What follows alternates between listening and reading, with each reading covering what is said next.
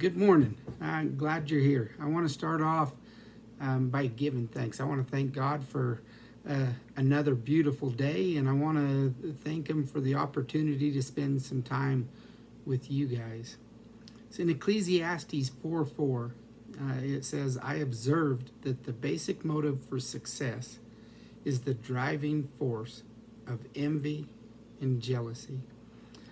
Everyone's life is driven by something. In most dictionaries, they define drive as to guide, to control, or to direct. So if you're driving a truck, you're guiding it, you're controlling it, you're directing it down the road. If you're driving cattle on a cattle drive, then you're guiding, you're controlling, you're directing those cows from point A to point B. And I don't know, this one maybe it's not true for me. Maybe it's true for some of you guys. But if you're driving a golf ball, then you're guiding it, you're controlling it, you're directing it towards the hole. Me, I've never been able to control or guide or direct a golf ball anywhere that I wanted it to go. But hopefully you guys have a little better luck at that. But I want to start off by asking you guys a question. What is the driving force in your life right now? What is the driving force in your life right now? Maybe you're being driven by a problem, a pressure, or maybe a deadline. There's hundreds of circumstances, values, and emotions that can drive your life. And this morning, I want to spend a little time just sharing a few that I've seen driving people, some that used to drive my life. And so let's jump into that. First one, many people are driven by guilt. They spend their entire life running from regrets and hiding their shame, allowing their past to control their future. So I want you guys to remember this. We are products of our past, but we don't have to be prisoners of it. God specializes. We have a God that specializes in giving people a fresh start. So in Psalm 32:1, the Bible says, what happiness for those whose guilt has been forgiven. What relief for those who have confessed their sins and God has cleared their record. Sounds like good news to me. Other thing I've seen drive people's life is resentment and anger. They hold on to hurts and they'll never get over them. Instead of releasing their pain through forgiveness, they just rehearse it over and over and over again in their mind. And resentment always hurts you more than the person that you resent. While you continue to stew on the pain, most of the time they've moved on with their life.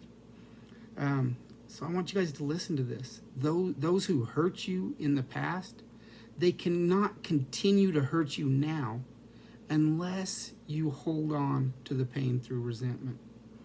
The Bible says in Job 5:2, to worry yourself to death with resentment would be a foolish, senseless thing to do. All right, number 3, many people are driven by fear. Regardless of what the cause is, fear-driven people will often miss out on great opportunities because they're afraid to venture out. They're afraid to risk. And fear, it's a self-imposed prison that keeps you from becoming what God intends for you to be. We must move against fear. We must move against fear with the weapons of faith and love. And the Bible tells us in 1 John 4:18, well-formed love banishes fear. Since fear is crippling, a fearful life, fear of death, fear of judgment, is one not yet fully formed in love. All right, moving on. Number 4, many people are driven by materialism. Their desire to acquire becomes the whole goal of their life. And this drive to always want more, it's based on a myth that having more will make me more happy, make me more important, make me more secure.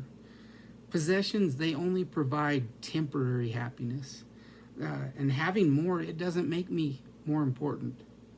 Self-worth and net worth are not the same.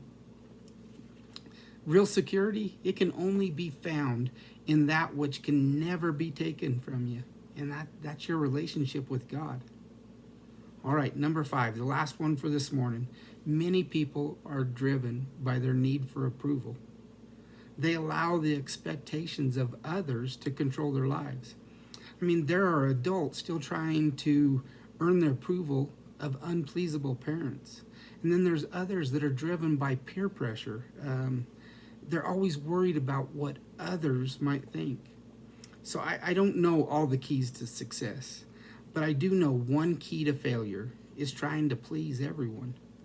Being controlled by the opinions of others, it's a sure way to miss God's purposes for your life. Jesus said, no one can serve two masters. Okay, so our one thing to chew on today, and it's a question. What drives your life? And guys, that's my thought for today. Be sure to let me know yours in the comments.